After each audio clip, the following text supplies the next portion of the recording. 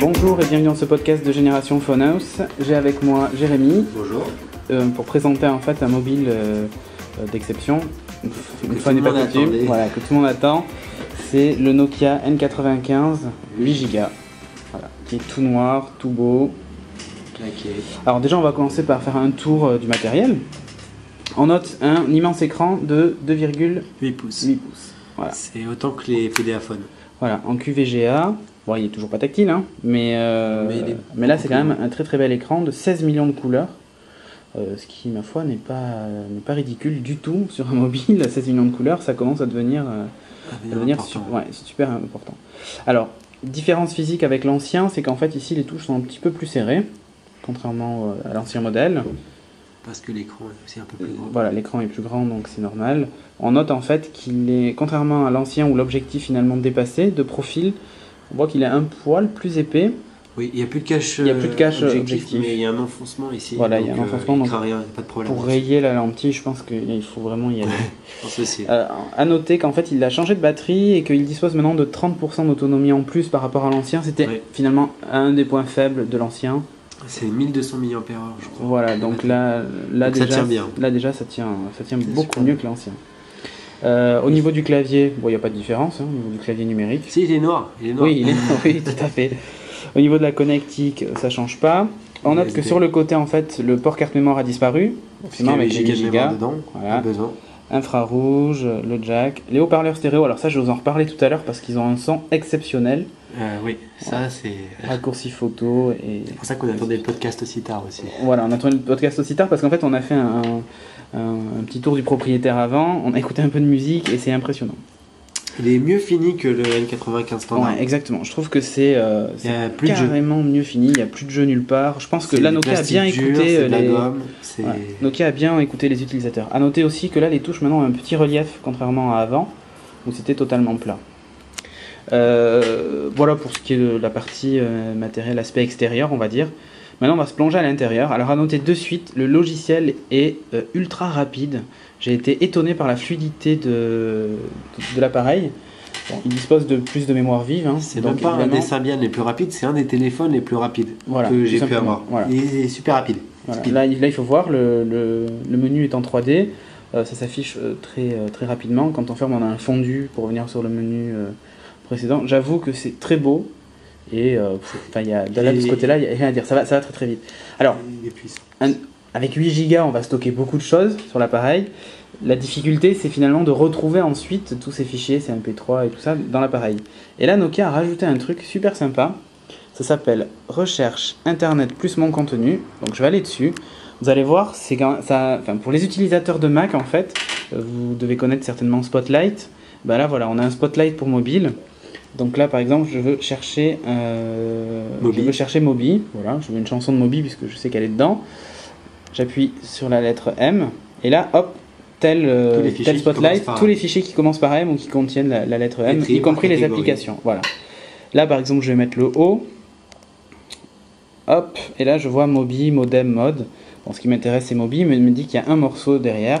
Je valide. Et là, on a des options qui sont propres au fichier. Voilà, c'est-à-dire que là, comme c'est un MP3, il me propose de lire ou d'afficher finalement tous les morceaux de Moby. Bon, là, il n'y en a qu'un. Je fais afficher les morceaux, et là, voilà, je me retrouve avec le morceau de Moby. Donc, c'est tout simplement exceptionnel. Une application comme ça sur un mobile. C'est vrai que beaucoup de mémoire font qu'on a beaucoup de fichiers stockés. Alors, c'est hyper rapide. Et c'est très rapide, c'est ça qui est très... On n'a pas fini d'accélérer, on a appuyé sur la lettre. Voilà. Tout de suite, ça a trouvé les fichiers. Voilà, c'est vrai que c'est impressionnant. À noter ici en haut, en fait, on a droit à une icône de plus, bon, ce qui n'est pas négligeable. Je vais passer rapidement sur l'appareil photo parce que ça reste la même qualité photo, même qualité de... 5 mégapixels, autofocus. Voilà. Le flash est assez puissant pour gérer entre 1 et 2 mètres. Voilà. Et ça filme en DVD. C'est génial. Donc là, ce qui est assez impressionnant, c'est de voir le nombre de stockage de photos en 5 mégapixels. On peut stocker 9055 photos. C'est énormissime. Et après, tiens, voilà, je vais passer en mode vidéo, MPEG 4. Alors, là, voilà, il nous affiche qu'on peut filmer, faire des vidéos d'1 heure. En fait, on peut pas faire qu'une heure de vidéo, on peut faire bien plus que ça. Mais je pense que le compteur en fait est plafonné à 59. Donc voilà, ce sont des fichiers d'1 heure, vous pouvez filmer sans problème. C'est déjà pas mal, je veux vraiment le filmer 1 heure non-stop. Oui, déjà, c'est vrai que filmer pendant 1 heure d'affilée, c'est pas évident, mais là, voilà, vous faites des fichiers de 1 heure de vidéo, ce qui est exceptionnel, en qualité VGA, je sais pas si vous voyez là, mais c'est quand même... C'est super précis. C'est super précis, bon, c'est beau, il n'y a rien à dire. Alors, il y a toujours la bascule en fait en mode paysage quand vous le slidez vers le bas, avec des raccourcis pour l'audio, la vidéo et ainsi de suite. On va aller de suite dans le menu. Alors, il a été simplifié, ou il y a moins d'icônes. Il y a moins d'icônes, disons que le menu a été réorganisé et ça, voilà. C'est plutôt bien. Par exemple, je vais dans Outils, pour les thèmes du mobile, hein, vous savez, changer le thème comme sur tous les Symbian. Et bien là, d'habitude, on l'avait dans Outils. Là, c'est terminé, on va dans Paramètres. Et là, donc, on a Général, Application, ainsi de suite. Donc, je vais dans Général et là, j'ai Personnalisation. Donc, voilà, comme son nom l'indique, j'ai l'affichage, sonnerie, thème. Et vous choisissez vos thèmes et ainsi de suite. Donc, ils ont simplifié le menu, je trouve ça très bien. Enfin, je dirais, le Symbian avait un avantage, c'est que c'était rapide, personnalisable et ainsi de suite. Mais il avait un petit défaut, c'est que il y avait pour trouver comment désactiver, changer de thème et ainsi de suite, c'était pas forcément évident. Là, ça a été simplifié. Comme il y a le menu en 3D, et du coup, ils ont pu rectifier l'autre. Alors, c'est un vrai mobile multimédia, et ça, il faut le dire, avec le centre vidéo, YouTube et ainsi de suite. Et la petite nouveauté, donc, c'est les jeux Engage. Attention, ça fait mal aux yeux. On va se taire, on met juste le son et la vidéo. Voilà, c'est parti. Voilà, allez, en avant.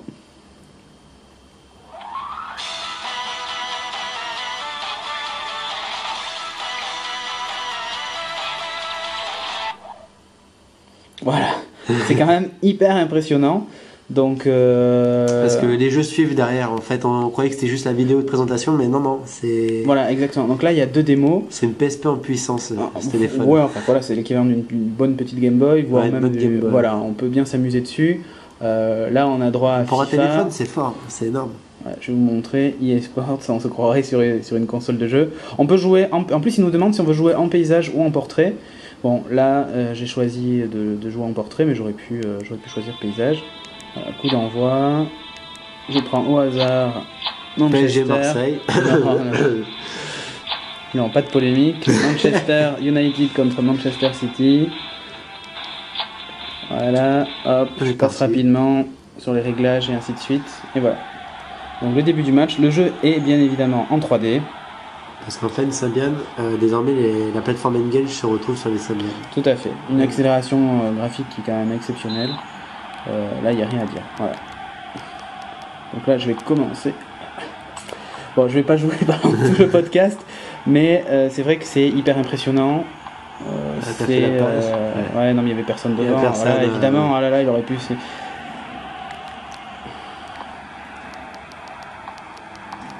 Ouais, une faute. Ouais. Là, je pense qu'il y a un carton jaune ou un carton rouge.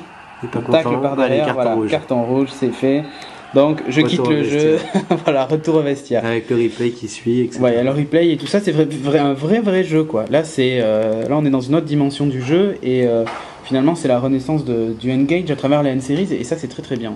On peut évidemment acheter des jeux en ligne. C'est un mobile multimédia, les photos, les vidéos, la musique. Un vrai mobile multimédia. Alors, on retrouve évidemment le GPS, ça va pas changer, hein, on le garde. Cette fois-ci c'est le AGPS. Donc voilà, AGPS, il est parfaitement intégré, il n'y a rien à dire, bon voilà.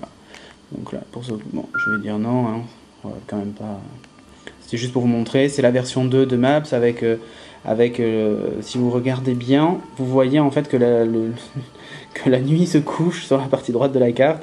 Donc voilà, surtout ce qui est à noter, c'est ici le signal de réception. Quand ça devient vert, c'est qu'en fait, vous captez les satellites. Et là à gauche, un compteur data qui indique combien vous avez téléchargé de data pour ne pas faire exploser le forfait, télécharger les cartes. Sachant que vous stockez facilement la carte de France et d'Europe sur 8 Go, quoi. S'il n'y a pas de souci. Pour l'Europe, il faut compter à peu près l'Europe complète, il va falloir bien 1,5 Go voire 2 Go, mais il y a la place finalement. Donc pour ceux qui veulent l'utiliser comme un vrai GPS et qui voyagent beaucoup, c'est très bien. C'est super rapide du coup, puisque la mémoire flash est intégrée au téléphone, voilà. C'est pas une carte. Ça va pas chercher sur une carte mémoire, c'est vrai que c'est bien. Alors moi je vais vous faire écouter un truc. C'est le son. Alors évidemment toujours la radio, hein, je passe dessus, mais voilà, vous avez vu les deux petits haut-parleurs qui étaient là sur les côtés. Ouais, et podcasting en fait pour télécharger ces podcasts. D'ailleurs, j'annonce comme ça au passage, on va lancer une version audio du podcast Génération Funhouse, mais je vous en reparlerai très vite. Donc le lecteur audio, c'est tout simplement bluffant. D'ailleurs, vous n'allez plus m'entendre quand je vais lancer le MP3. Donc pour l'instant c'est classique, mais il va y avoir aussi l'affichage de la jaquette. J'ai encodé exprès, l'équaliseur, etc. J'ai encodé exprès le podcast en stéréo pour que vous puissiez vraiment vous faire une idée du son du N95 quoi. Donc allez, tous les morceaux. Je vais prendre le premier. Hein. On va plus s'entendre, je vous préviens de suite. Hein. Allez, hop.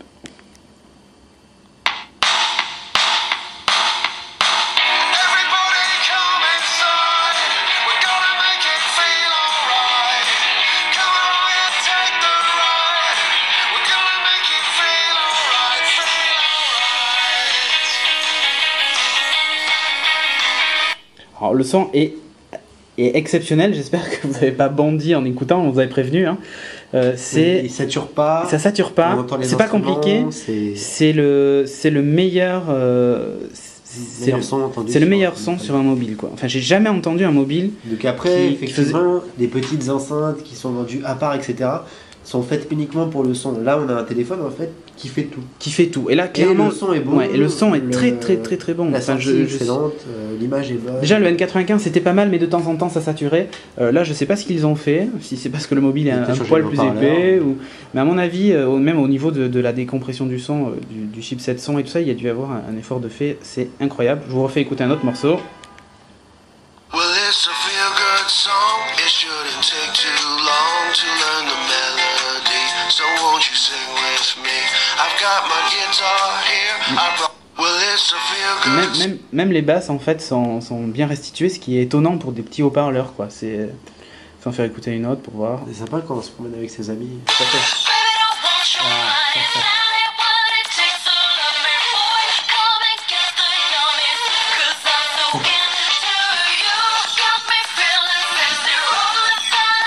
Alors ceux qui vont pas être contents, c'est ceux qui aiment pas que les gens écoutent leur musique à fond dans les transports. Ah oui, alors donc, là, ne le faites pas quand même. Voilà, par respect pour les gens, évitez d'utiliser ça dans les transports. Je sais que moi aussi ça a tendance à pas mal m'énerver quand les gens le font, mais. Bon alors ensuite, il y a un truc à noter avec la nouvelle PC Suite en fait. Si vous voulez regarder des vidéos sur le Nokia N95 8Go, c'est super simple. En fait, vous avez un DivX.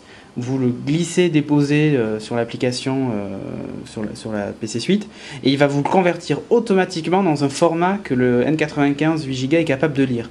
C'est vraiment optimisé pour regarder vos vidéos et tout ça, c'est exceptionnel. À titre de comparaison, je vais vous parler rapidement de l'iPhone. Moi je suis bluffé, pour l'iPhone je suis obligé de convertir mes vidéos. Là je fais un glisser-déposer, c'est converti directement, c'est tout simplement incroyable.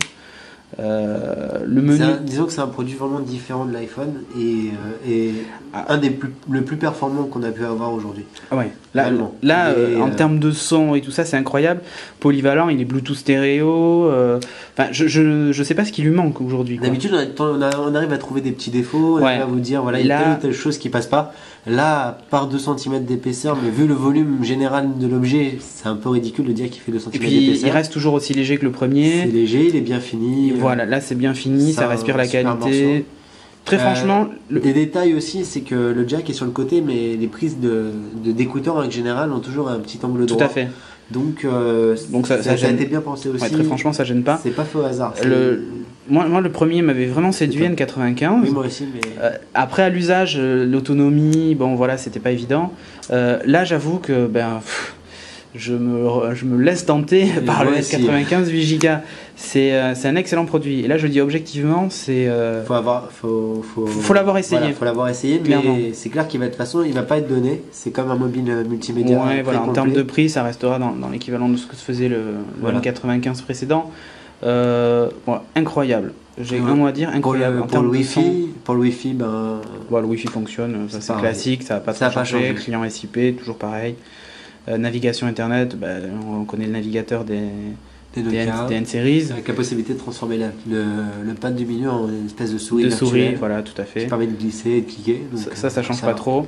On recherche en fait qui va utiliser Yahoo ou Windows Live en fait qui est intégré. La possibilité d'utiliser MSN Messenger puisque Nokia s'est associé donc à Microsoft pour ça. Il est compatible Windows Media Player DRM 10 et 11. Donc vous pouvez le synchroniser avec Windows Media Player. voilà, via le port USB en dessous. C'est très simple. C'est vraiment l'accessoire. Simple et il est complet. Ce qui est génial, c'est qu'en fait, c'est un là maintenant c'est devenu un super appareil multimédia, photo et ainsi de suite, mais en fait il perd quand même pas ses qualités on va dire professionnelles. Vous avez toujours vos emails, vous surfez sur internet, vous avez le GPS. Bon voilà quoi, qu'est-ce qui lui manque aujourd'hui? Le renvoi d'un MMS est très simple, la réception des mails est très simple, la lecture des pièces jointes. Ce qui est génial, c'est que finalement on s'approche du couteau suisse multimédia. Là pour une fois, d'habitude j'étais pas trop d'accord quand Nokia disait voilà ce que sont devenus les PC. Bon, ben, aujourd'hui, on peut facilement se passer du PC en mobilité, je parle, pour consulter ses mails, aller sur internet et ainsi de suite. Et là, j'avoue que le N95 8Go remplit parfaitement son office. Il faut savoir que la mémoire est divisée en deux. Il y a une mémoire de téléphone et une mémoire de masse. Tout à fait. Donc vous pouvez choisir de quel côté vous voulez stocker, sachant que de toute façon, comme c'est de la mémoire flash, l'accès est super rapide, donc vous pouvez l'utiliser comme une clé USB de 8Go si vous voulez. Voilà. Les fichiers peuvent se faire en glisser-déposer, quel que soit le type de fichier. Tout à fait. Donc vous n'êtes pas obligé de forcément installer le logiciel qui va avec pour ceux qui n'aiment pas forcément avoir des logiciels ou qui ont déjà leur conversion de vidéo, etc. C'est standard. Là on n'arrive pas à trouver de défaut. D'habitude on arrive à être subjectif, à dire bon voilà il y a des trucs qui partent un peu en live. Sur le coup, même la finition là a été rattrapée. Ouais, l'aspect soft touch derrière, ça c'est assez agréable. Pour pas que ça se raye. Non. Puis bon, la couleur elle est magnifique aussi, ça lui va bien. Le noir lui va très bien. L'écran est immense. Bon voilà, j'ai pas grand chose à dire de plus, si ce n'est que normalement on devrait en voir à la Mobilis Party. Donc si vous venez, vous pourrez jouer un petit peu avec, prendre quelques photos, voilà. Donc écoutez, je vous remercie d'avoir suivi ce podcast et je vous dis à très bientôt. Jérémy, à bientôt. À bientôt. Donc voilà, allez, en espérant vous voir à la Mobilis Party. Oui, venez. Voilà, on se quitte. Il y aura de quoi faire. Voilà, on se quitte sur ces images. We're sorry, the number you have dialed is not in service at this time.